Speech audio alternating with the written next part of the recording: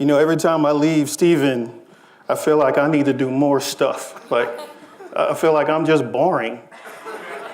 But thank you for that, because that brother's amazing. I think you should be in the Dos Equis commercials, not the other dude. For sure. For sure, right? He should be that guy, right? All right. So I want to share with you a bit of my journey from, as you can see on the screen, as young as I was 8 here. But my journey starts the same. It starts the same as most young kids in the inner cities. I grew up in Inglewood, California. I'm surrounded by gangs, drugs, and violence. It's no different than anyone else. It's the same story.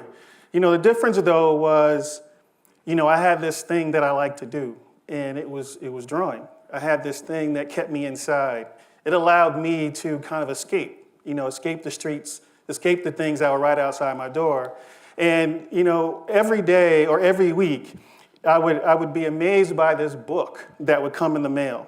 For those of you young people who don't know, there was a book that we would get every week that told us that what was going to be on TV the next week. And that was called a TV Guide. And so I would get this TV Guide, and a few pages into the TV Guide was this.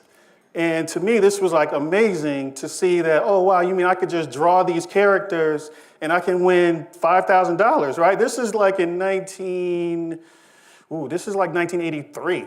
And I'm just like, oh, $5,000, 83, that's a lot. It's still a lot of money now, let alone 83. And so I started just drawing and I started winning money. And the problem was it wasn't actually money, it was scholarships. Then the other problem was I was 12. So I actually did win, but they were like, come back and see us, about 6 years when you graduate and you're old enough to actually do some things. So here I am, and I'm in high school now, and I start to figure out this is what I want to do. I want to become a footwear designer. And so I go to my guidance counselor, and we had a conversation about, hey, what school should I go to? What should I do? And this is what she tells me. So, as Stephen says, we have those naysayers. As a good friend of mine says, Kevin Carroll, you turn these haters into motivators. And she was one of my very first motivators. Because I was determined to figure out a way to get what I want to get done and prove her wrong. And as I finished high school, I started to look into opportunities to go to school, and then that didn't work out.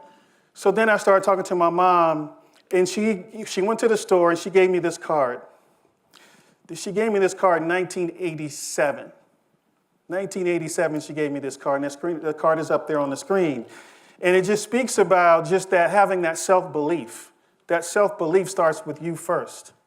And she told me that it doesn't matter what other people think and other people say. If you don't believe in who you are and what you can do, then how can you expect someone else to do that for you? So that stuck with me, and to this day, as you see, I carry this card with me everywhere I go. Because to me, that was the most powerful thing that I ever owned, is because it changed the way I look at things. It changed the way that I view the world, and more importantly, I changed the way I looked at myself as well. So knowing that the opportunities ahead of me weren't that great in regards to being able to go to school, I attended Broke University. Because there was no money for me to attend school. I'm the youngest. Raised by a single parent. Again, another familiar story. But we have options. We have options when we have obstacles. And either you can take one direction or you can take the other. I chose not to fall into the traps of some of the things that my other friends have done, and even quite honestly, some of my brothers have done. So I wanted to just figure out a way on any level to get a job. So I started working at this footwear company, and I was 18 years old, fresh out of high school, and I was working in the accounts payable department. My job was to file papers in alphabetical order all day long. I didn't always do a good job of doing that, but that was the gig. Until one day they installed these little wooden boxes, and they installed these little boxes for suggestions on how to make the company better. While other people was talking about ways to save money and how to improve the cafeteria, I was putting sketches in that box. Because I told them, well, if you really want to change the company and make it better, hire me as a designer, and I can help you with that problem. It took me 6 months. 6 months, every day, 180 sketches, and I got a call into the owner's office, and he offered me a job. He offered me a job shortly after my 19th birthday. So I started as a professional footwear designer at the age of 19 years old. As I'm starting to celebrate and really be proud of the fact that I've reached a certain level of achievement, then things start to happen. I lost 2 brothers. The first brother that passed away, his name was Michael. Michael actually passed away on my brother Ronnie's birthday. Both Michael and Ronnie taught me all the tools and the tricks that I knew how to create and, to be a designer. And then a few years later, my mother passed away as well. And it struck me on that day where I got a chance to spend the last 30 days of her life right next to her at her bedside. And I was reminded by a quote by Mr. Mark Twain where he says, there's 2 important days in your life. It's the day that you were born, and it's the day you discover why. And at that moment, I discovered why. My why was I was blessed with an opportunity to have the career that my brothers never had a chance to have. I was blessed with the career that my mother never had a chance to have as well. And so I went on to have a pretty decent career. As most kids growing up in inner city, you have musical dreams and you have athletic dreams as well. I'm no different. I grew up in Inglewood, California. The Lakers practice right down the street from my high school. That's right. That's right. And so I realized that I wasn't going to ever touch a mic. This is about as close as a mic I'm going to get. But I realized that I could still have impact. And so I started working with people that were some of the best entertainers in the world. So even though I wasn't able to go to these different arenas, but my shoes were able to touch the best arenas in the world. And I started working with some of the best rappers and hip hop artists you've ever heard of before. So Mr. Tupac, Snoop, Puffy, Biggie, Dre, those are all the people that graced the stages wearing my product. And then what ended up happening was, I never got a chance to attend a big-time college, but my shoes won national championships for basketball teams around the world. I never got a chance to play professional baseball, but through Derek Jeter, my shoes won the World Series ring. I didn't want to go to a fight, but my shoes have won 8 championship belts through Mr. Roy Jones Jr. As well as I've never been to the Olympics, but my shoes have won 3 gold medals in 3 separate Olympics. And then obviously working with the greatest athlete ever to touch a sport in Mr. Michael Jordan. It's amazing to think that what shoes can do for you. I've also had the blessing to be able to travel to over 40 different countries. And that was all through sneakers. And I remember one day having a conversation with a gentleman. He was asking me about these different things that I've been able to achieve. And he asked, what are you most proud of? And I said, it was great to work with all these people. But quite honestly, I'm more inspired by this list. This is a list of black men and women that I had a chance to share my gift with. And share my gift to the point where they were able to get jobs, the job that I had. But then I started to look at it a little bit more carefully, and I realized, wow, it's like there's not that many of us in this industry. So when I started in the industry, I was number 2. I was the second African-American footwear designer to ever enter in this industry. But yet, 23 years later, there was only 18 of us.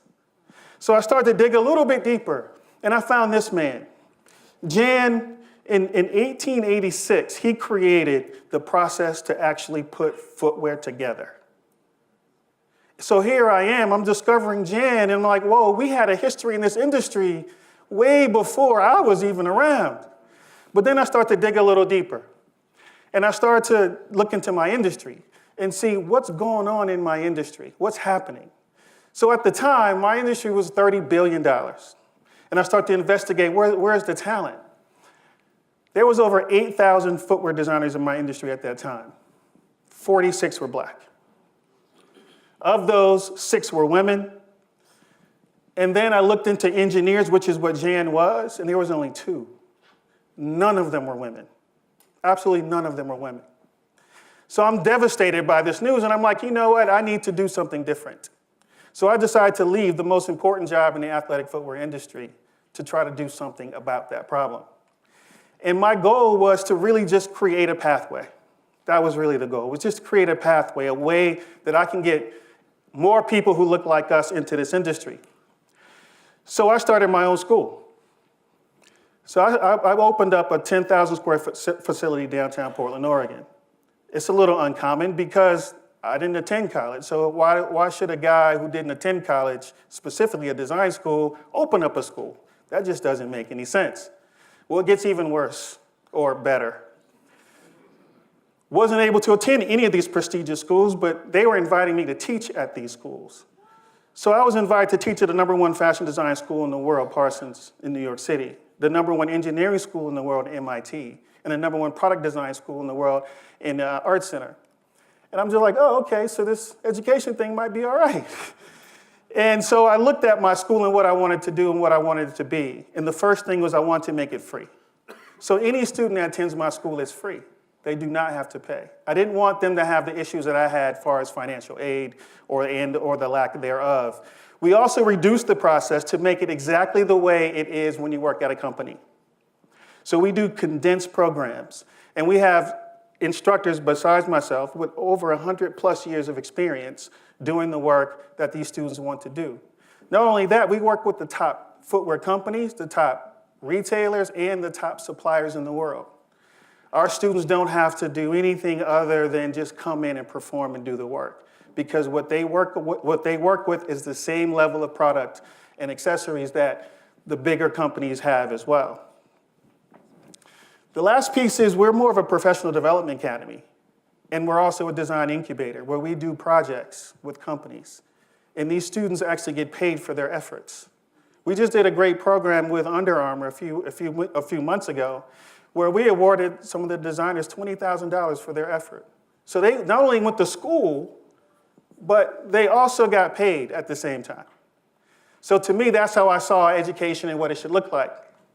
So now when I look at this is what I'm more proud of.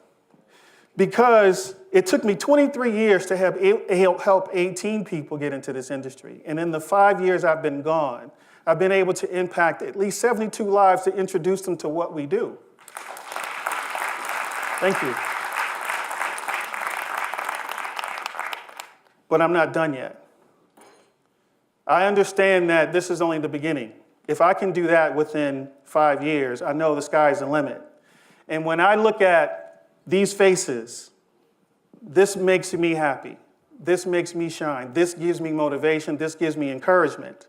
This encouragement, it gives me encouragement because I know that their lives are unlimited. All they need is a boost.